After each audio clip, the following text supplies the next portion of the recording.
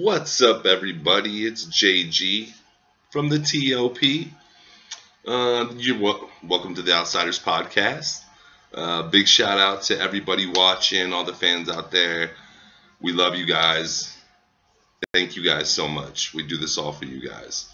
Hey, and while you're going ahead and watching this, go ahead and hit that like button. Give us a subscribe button. Go ahead and hit that little bell so you get notified about everything new we do.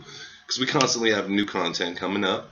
And real quick, I want to give a big shout out to Mean Dean and Tommy, Mr. Guns, who can't be here with me tonight. But hey, it's okay. You guys can't wait till we meet up next time. But tonight, we are here for the late review of Monday Night Raw. I'm sorry to everyone out there had some audio issues. I've been working on it since yesterday. Finally got it up and running. And now we're going to go ahead and get into the show, guys. So, first thing first. Overall, what did I think about the show? Honestly, it was okay. It wasn't good, but it's better than what we've seen. There you go. That's how I'll put it. Were there certain spots I liked that I thought were great? Oh, absolutely. Come on, man. You know me. Crazily enough, I even thought Roman's segment was great with Braun, but we'll get back to that. Was there some parts I thought were horrible? Yes, absolutely. So, no more wasting time. Let's go ahead, jump right in here. So, our show starts off with Roman Reigns coming to the ring.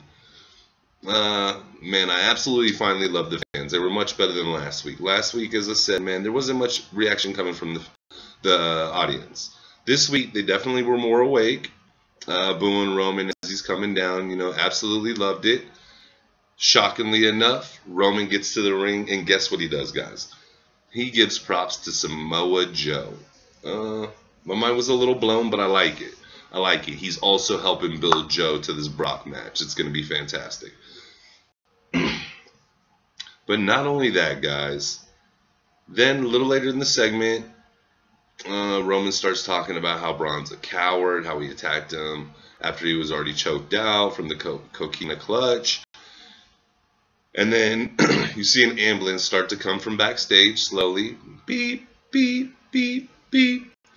And then as he gets to the ring, or as the ambulance stops right on the side of the stage, Roman slowly walks up there. This part was pretty predictable to me, guys, what happens next. But I still liked it. It still had me intrigued, even though it was predictable because I've seen it before. Roman goes ahead, opens the back door, gets attacked by Braun from the back. That, for me, that was phenomenal.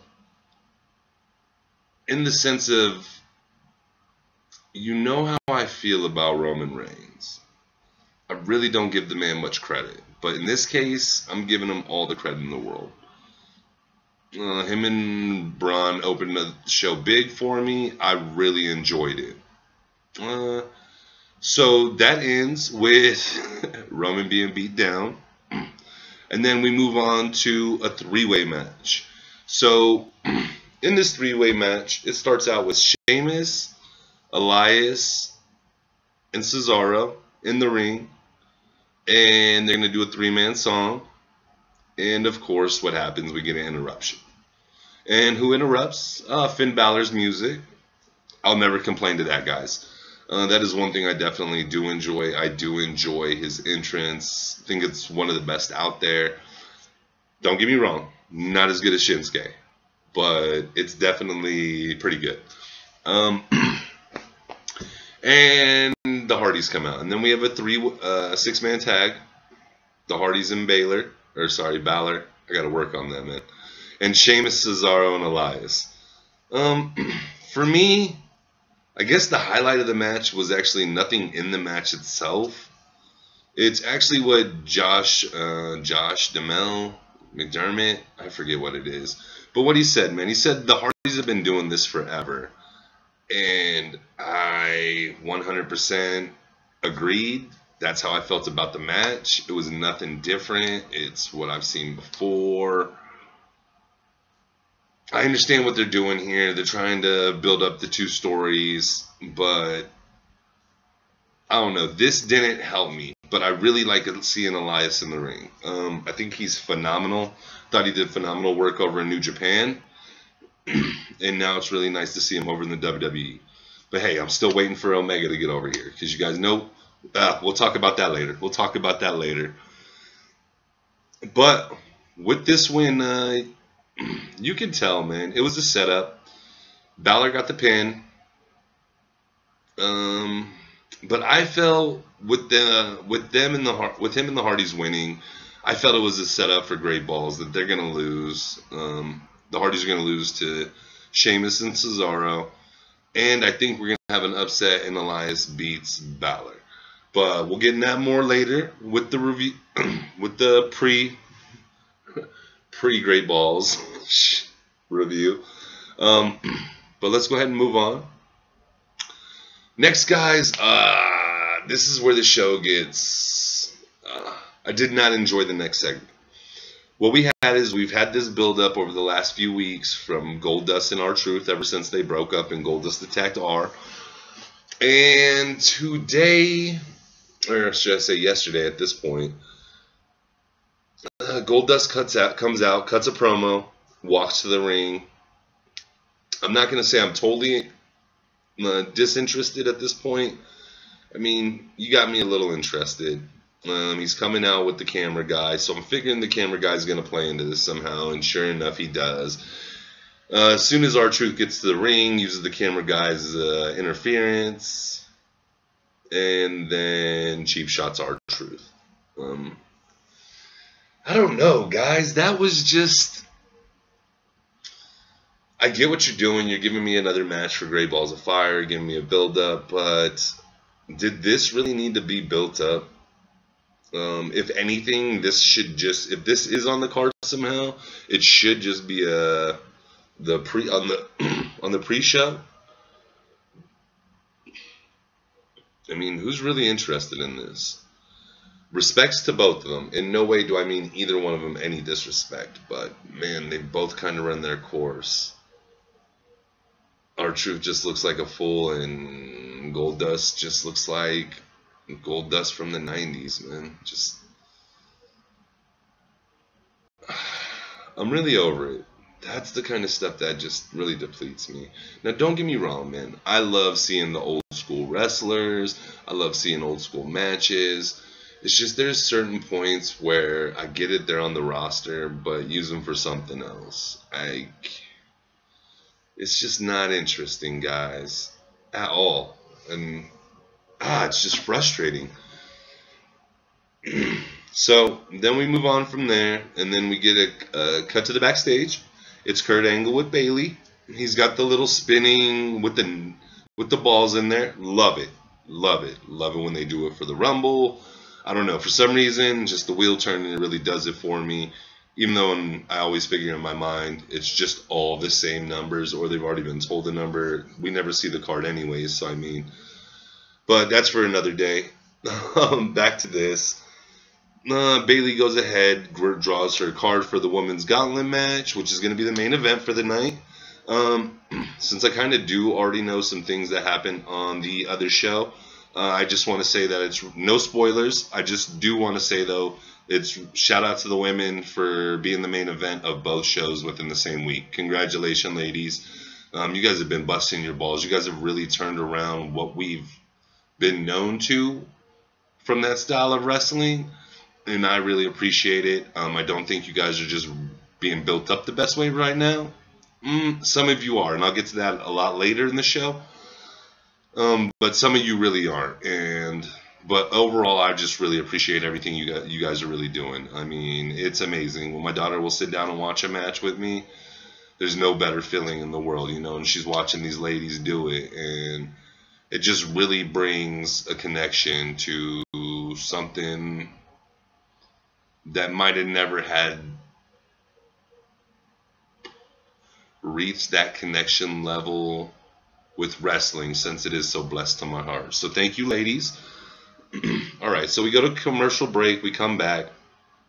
Miz TV. Wow. Whew. This is bad. Oh my God. I would yell right now, but there's kids sleeping, and there will be none of that tonight. But holy shit, was that bad, man. You guys know, if you can't tell, I try to clean up my language a little bit for the reviews. Try to make it more age appropriate. And then, you know, our promos, we just go buck wild, crazy. But this one's going to be hard to really contain myself, guys. So if you don't want to hear all the profanity, everything like that, I'll give you a little warning right now. I'm going to go on a little tirade next 2 to 3 minutes, possibly 5. So come back in then. Or just listen to it with mute so you don't miss anything. God, this was fucking bad. So we have The Miz in the ring. He calls out the balls. It's LaMelo and the dad. I can't think right now.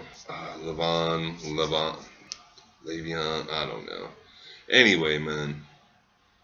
The dad comes running this ring. This generic ass. I don't know if he was strutting, running. I don't know what he was doing, man. Looked like the dude was having a seizure while moving forward. Hits the ring. Tries to go for a slide in and just kerputs and looks at the stars. And, I get it. If he's a huge wrestling fan, I would get it. The nostalgia of being in that ring. Like, for me, if I slid in there, there's no fucking way I'm moving. Like, oh, man, you're giving me 2 to 3 minutes. Like, oh, just let me take it and let me breathe it in. But do you really think he's out here watching wrestling? No. He's just trying to make a name for himself. And, hey, what just happened big? His son got drafted to the Lakers, and so, the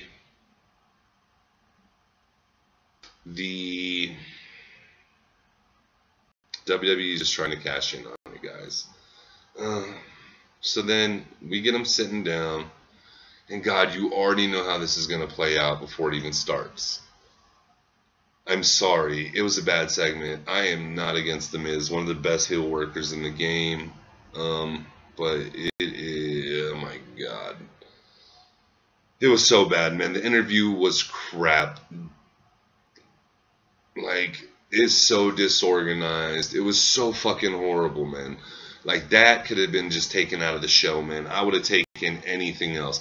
Hell, you could have brought over Shark Boy from TNA and thrown him in a match with anybody right now, and I would have watched that. No disrespect to Shark Boy. Think he's amazing. Well, I love the stunner and I love the stone voice. But I'm just saying, like, oh my God, that was fucking horrible, guys. That is a waste of time for TV. Like, what processes through your mind if you're sitting back there and creating, like, hey, let's get the balls on? Why? Why does this great show always try to push these celebrities? God, I used to love when the only time you've seen celebrities were when they're sitting in the audience. Yes, you'd have a few wannabe cross-platform athletes, like your Kevin Green, your Lawrence Taylors, people of that ilk, Steve Mongo McMichael. But, dude,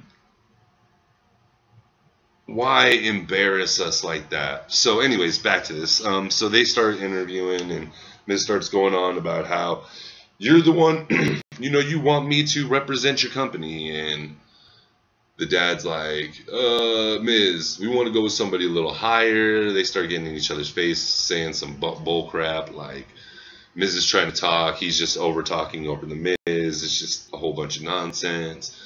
Next thing you know, who comes out? Of course, Ambrose. I didn't even for a second not think Ambrose was going to come out. God, dude, like, that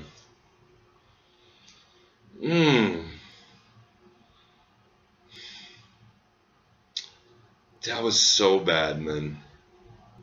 First off, who gives a fuck about Big Ball and Brand? I ain't scared to say it. I'm a Lakers fan. I'm wishing the best for my boys. Welcome to the team ball. I don't give a shit about your daddy. Not one fucking bit. Miz, for you somehow staying in this agreement to do this, what the hell are you thinking, man? You're ruining your brand right now, man. There was nothing exciting about that. Even if you were trending, man, like, all you're doing is letting down the real fans, man. The ones who are here for you, the ones who want to see you, man, week in, week out. I'm like, man, I know Tom E. Guns loves The Miz. No ifs, ands, or buts. He would say it was boo-boo. He'd say that whole segment's boo-boo. Garbage. Capiche. Tommy, if I'm wrong, hey, man, comments. You can even make a video back. Let me know. But enough. I digress. Let's move on. Show starts to get fun. Man,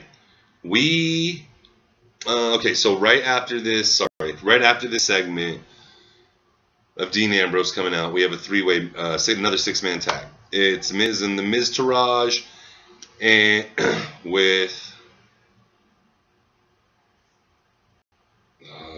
Dean Ambrose, I forget who else. God, that's how poo-poo I just fell on that. That's on me. I just really had no interest, guys. I won't even lie. If you want to know one, Miz and the Miztourage. I mean, even the finish to the match was boo-boo. I really had no interest whatsoever, guys. As soon as the balls came in, I checked out. But I did check back in time just for the backstage cut again to Paul Heyman. And then we see Paul Heyman pacing back and forth constantly, guys. I dug it. Man, the excitement was there. I could feel it. Like, I was just antsy. I was like, oh, I want to see these two monsters collide, dude. All right, another commercial break. During this commercial break, we have a great commercial in the commercial break.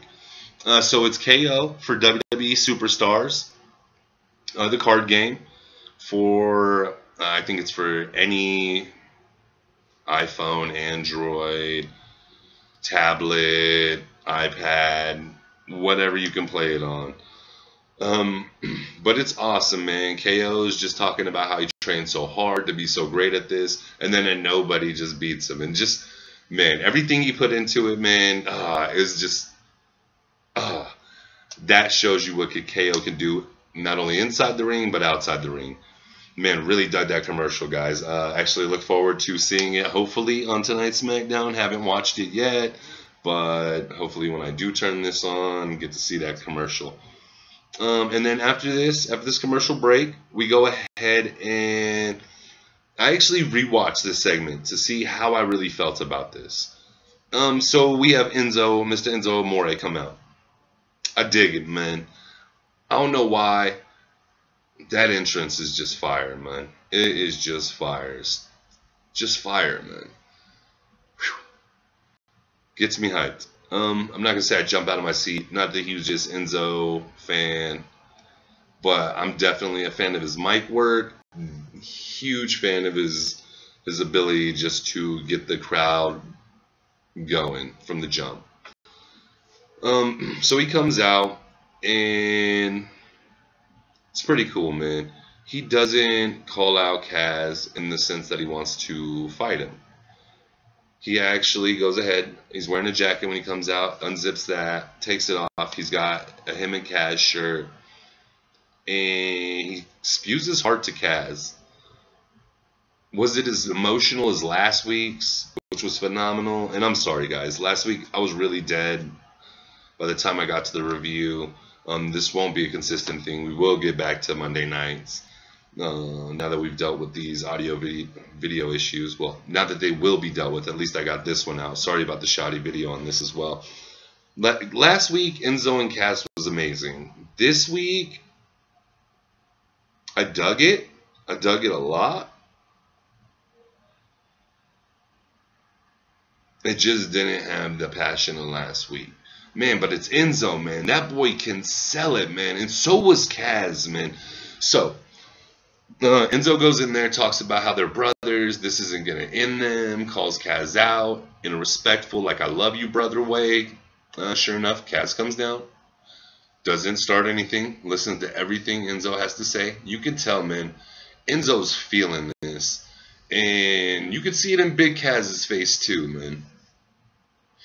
And you could tell Kaz is just feeling uncomfortable, like, I can't believe I did this kind of feeling. That's what I got from it, at least, anyways. And then Enzo finishes talking about how they're brothers. They still have unfinished business, winning the tag team championships, the Raw tag team championships. And Kaz takes the mic, and he actually shocks me, man. I expect him to go off with this whole thing, you know, the whole Shawn Michaels spiel. Instead, he didn't. He showed respect like they were brothers back. I won't lie, man. When they did this, I knew Kaz was going to attack him. But the whole time I knew he was going to attack him, there was just some part of me, or the whole time I'm thinking he's going to attack him, there was a split moment when they actually caught me. They caught me thinking about, am I really about to see one of the first tag teams ever where the partners ever attacked him? Where one guy's attacked his partner and then gone ahead and got back together. If anybody knows of a tag team off the top of their head out there while you're watching this video, just go ahead and write in the comments. Let me know. I'd definitely like to know, but off the top of my head, I can't think of anybody. But it was good. It was weird. They leave the ring. They start walking up the ramp. They get to the top of the stage.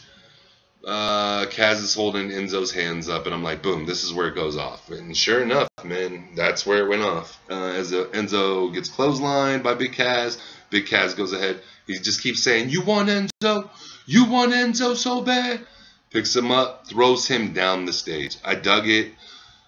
Thought Enzo might have fell a little rough on one of his wrists. I think it was his right wrist off the top of my head, but I'll probably have to rewatch that. But after rewatching it the second time, I still enjoyed it. I mean, where else do you go with that? When you enjoy something, you just enjoy something. So why not move on? All right. Now we're coming up to, by far, my favorite part of the show. So we come back for commercial. We have Heyman in the ring. Great hype promo. Talking about the only way Joe can get to Brock is by sneak attacks, but yet he's worried. Now he's got Brock in a corner with it. Now he's got Brock up against the wall with his back against the wall, which is how Heyman likes him because he's fighting outwards for everything. It was phenomenal, man. I mean, is it hard? Heyman is the man when it comes to the mic skills, but you know who else is? You'll find out in a minute. Oh, so real quick, before I get into this, man, there's actually a part in the show that I missed, that I forgot, that I wanted to cover. I just forgot to write it down. So Joe actually walks up, earlier I told you they catch Heyman pacing back and forth in the backstage. Well, before that, Heyman's actually doing an interview, and Joe comes up behind him, goes like he's going to put on the coquina, and instead of actually putting it on, he's like, no, I don't want you. I want the men you represent. He's like, I don't want you, Paulie. And that was hype, man. I mean, he is just so good and so scared, man, or scary, man. Like, that boy has a presence. I'm really hoping Vince has a last-second decision change and throws the title on him. But if not, I want them to build it up so we see this again, man. Like, he is in this title hunt going forward and never looking back. But, okay, so back to where we are now. Heyman's cutting that great promo, calls for Brock. Brock starts coming out. As Brock's walking out, Joe comes up from behind, throws on the coquina clutch. Oh my God, man. So he's starting to get Brock, right? And he's in there just digging it. All of a sudden, Joe gets in there, man.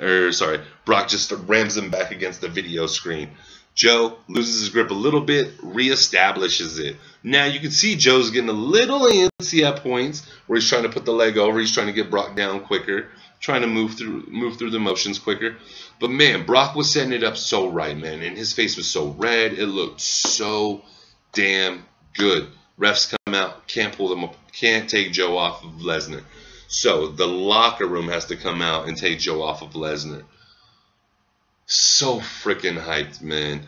Joe is screaming at Lesnar while Lesnar's laying on the ground, red as a fucking strawberry, looking up, just dazed out of his mind. Nah, think back to when he tried to do the Gainer. What's it called though? I can't think right now. You know, against Kurt Angle in WrestleMania.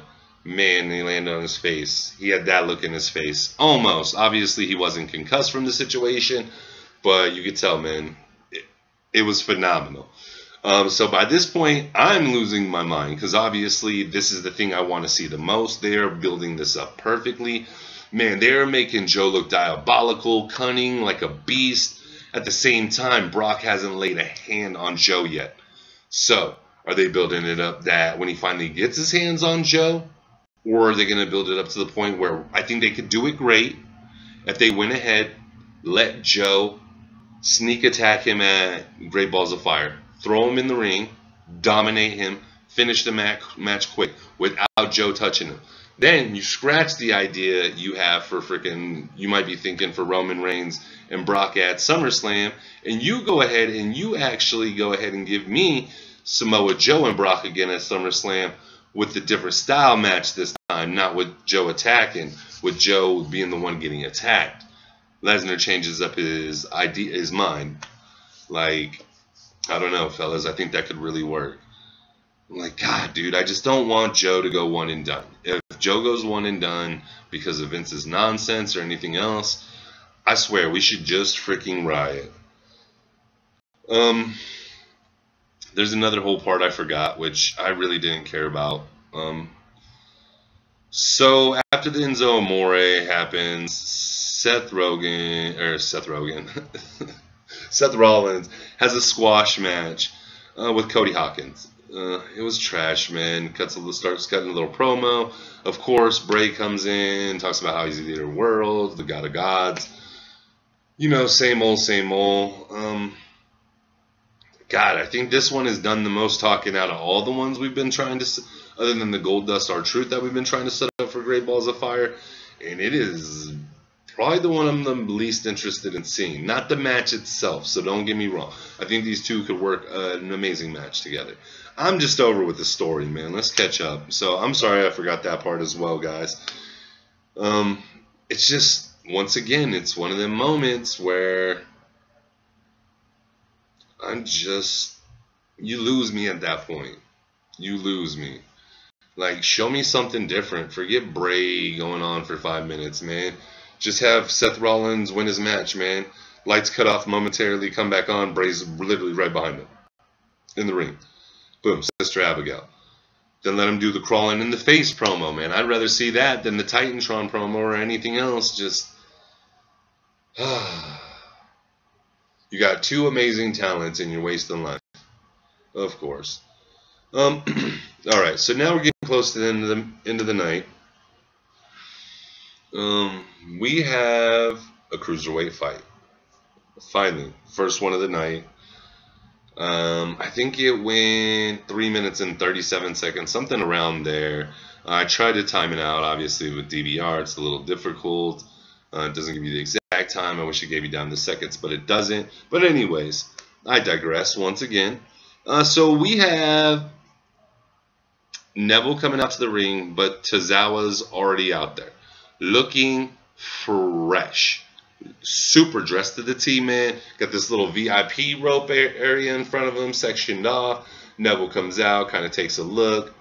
And then Corey Graves. Okay, so just the commentary in general. So Booker, Corey, and Michael Cole. They're really playing it up like this dude is living the VIP life. And I actually wrote this down. What was it called? Dang, where did I write that? Oh, man, did I forget to write it down? Oh, dude. So, oh, nope, there it is. Okay, so, it's Dornado. I'll never say this right. Dornado versus Neville. And Tozawa, the area he's sitting in is called the Titus Worldwide VIP area. It was awesome, man. I've never seen Tozawa on that. I think he's a great wrestler. I just think he needs a manager to kind of string him along. I like the Titus brand. Really like what they're doing with it. Just wish it would get more play outside of the 205's show. I want to see it on Raw, on SmackDown. Like, since they have 205 Live, they should be wrestling on both shows combined. They should be getting tons of time. Like, they should be really pushing the cruiserweights to build it up.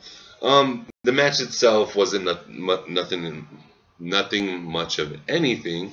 Neville won, of course, in dominant fashion with the Rings of Saturn. Tozawa's about to go attack Austin Aries. Titus O'Neil comes out, and he just announces pretty much that Tozawa's the new number 1 contender at Great Balls of Fire. Excited for the match. Will it get the respect it deserves? No. As crazy as it sounds, and I know a lot of people wouldn't want to agree with this, but I think the way you should actually start out Great Balls of Fire is with the Cruiserweight match. Man, they're so high-flying. They give you that energy to get the rest of the night going, to start you off on that hot streak. So, yeah, I think if you started off with that while people are still coming in and just getting smashed up, that would be a way to kick off the show. But, you know they won't do that. So, next we cut to Heyman with Charlie backstage. Said he's not so proud of Samoa Joe. Or Samoa Joe's not a proud Samoan. Had the sneak attack. Paul's just building with that promo with Joe, man. And I swear, man, the way this is all being built up with Roman Reigns giving the respect to start the show to Samoa Joe and actually call him Samoa Joe. I'm sorry, I messed that up. I wasn't trying to. I was just trying to, you know.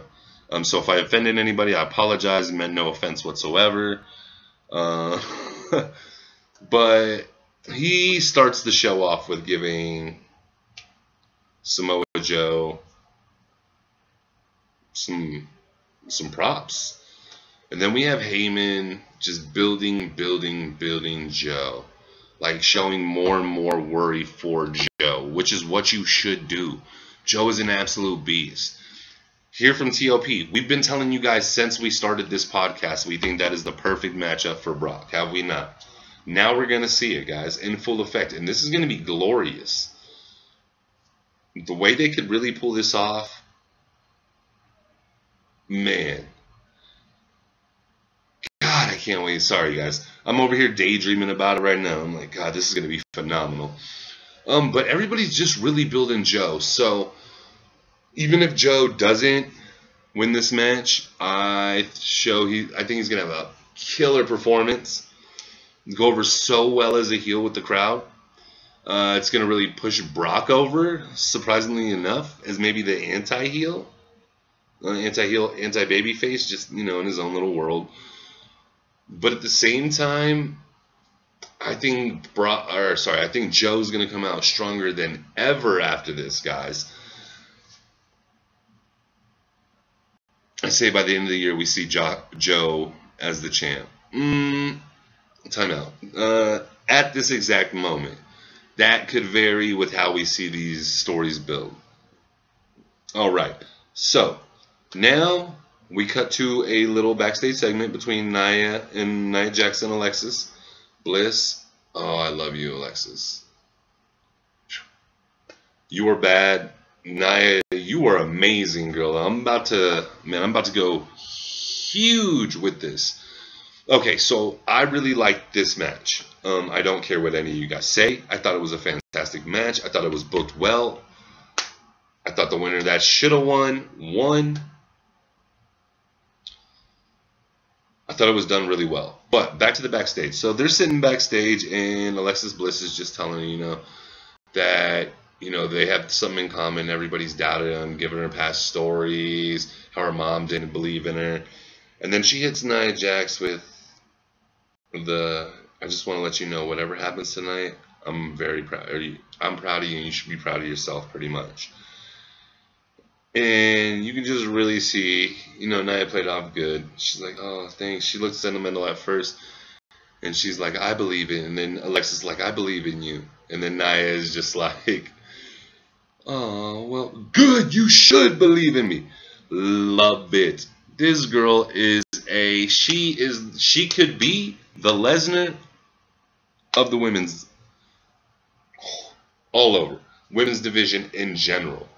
Not just Raw. I mean, of SmackDown, man. I could see this woman unifying the belts and doing it on both shows. That's how dominant a force they're building her to be, which she should be. So, cut to a commercial break. We come back.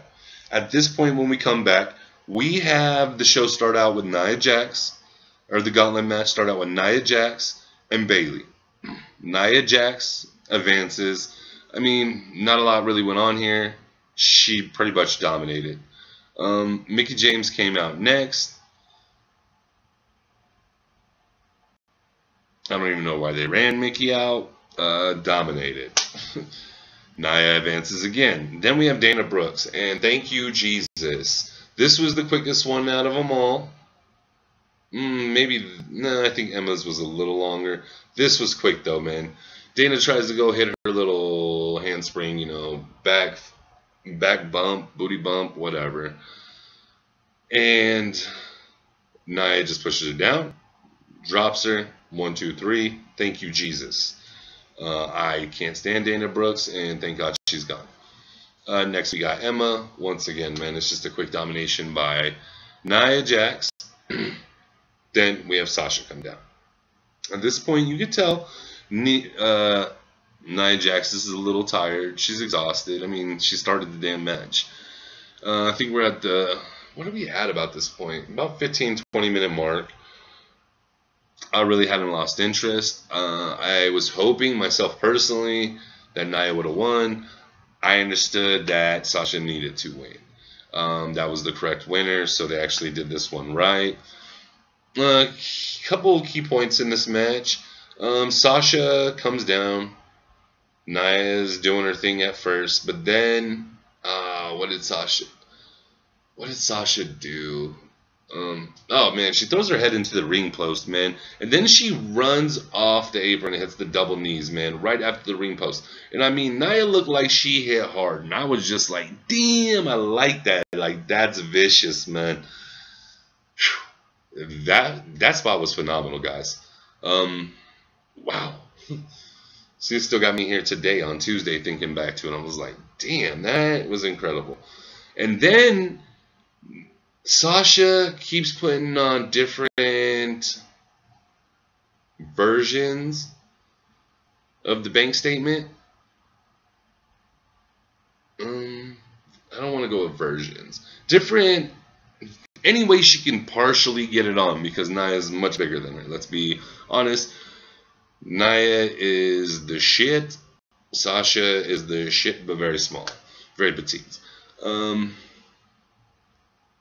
Man, and she just can't ever get her. But the way she's putting them in these different holds, like at first I really liked it, because they didn't let Nia play, man. She was in an awkward position where it didn't look like it would be doing anything to her at all. To me personally, I didn't think it was it looked good whatsoever. Just the position it is in, and she was kind of still standing. It was really loose, but they let her break it real quick, man. And then each time Sasha's putting it on, it gets a little deeper and deeper, except for the last one. The last one was pretty loose. The last one was kind of weird looking. I don't know. It didn't look like it would really hurt that bad. There was one that was before there where it looked like she really got it in there, man. And then she was even lifting her legs and putting her legs around Nia's arms, keeping her down to her side, locked up. And I was like, damn. Now I can believe some shit like that. Like, yo, anybody gets their arms locked up with somebody's legs around them and then choking you, that's a wrap. You ain't getting those arms free. I don't care what you do. Unless you got homies or a knife on you or something, you're definitely not getting out of that. So I really like that, guys. I mean, it was a good finish. Sasha wins with the bank statement. Cash money, end of the day. We're on to next week. Just a couple weeks out from Great Balls. I'm getting excited for that. I'm getting excited for certain aspects of that. All my weight right now and that whole show is riding on that main event. That Lesnar Samoa Joe match. Because, you know, Joe's gonna kill you. Also excited for that Roman Reigns and Braun Strowman. I have to say, man, they were terrific together. As I was telling one of my buddies earlier today, I think you could actually put the title on Joe and then have him and Roman have a thing, because I really liked what they did together as well. I really think, man, Braun and Roman bring out the best in each other. And which it's so crazy for me to say that, because I am not, no way whatsoever a Roman Reigns fan, but I definitely respect the work he's been doing these last couple weeks. Actually, lately, man. I mean, ever since WrestleMania, he's kind of been in this new little zone, I guess. I'm not going to say he's like the hot shit fire, but we're definitely getting some improvement. Just turn him heel already, and I'd probably like him, but we'll see one day. But, guys, as for the show overall, once again, like I said, was it good? No. Was it better than what we've seen? Yes. Was there some great points? Yes. Were there some bad points? Extremely. All in all, below average. Not extremely below average, but below average. Better than the last 2 weeks. Better than we've seen maybe since the Monday after Mania. But anyways, guys, from me, JG, from the TLP and the rest of the TLP fam, we love you guys. We out. See you next week.